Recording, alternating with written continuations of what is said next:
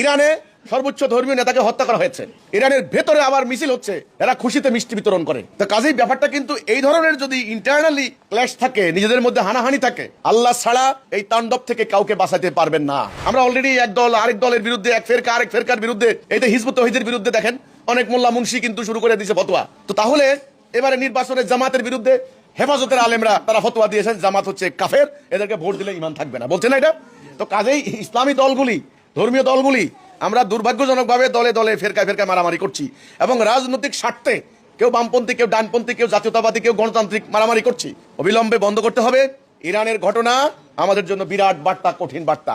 আমি বলতে চাই সবাই সতর্ক হন, সিদ্ধান্ত নিন। আল্লাহ ছাড়া এই তাণ্ডব থেকে কাউকে বাঁচাতে পারবেন না, আল্লাহ বাঁচাবেন মোমেনকে। সেটার জন্য তাওহীদের উপরে ঐক্যবদ্ধ হতে হবে। ঐক্যবদ্ধ হয়ে ইসলামের যে মূল নীতি সেটা ধারণ করতে হবে, সেটা হলো জিহাদ। এই মূল নীতি ধারণ করতে হবে। আপনি জেহাদের কথা বলবেন না আর ওরা ঠিকই মানে দুনিয়ার সমস্ত অস্ত্র বানাবে, সমরাস্ত্র কারখানা বানাবে, আপনি জেহাদের কথা বলবেন না, এটা তো হতে পারে না।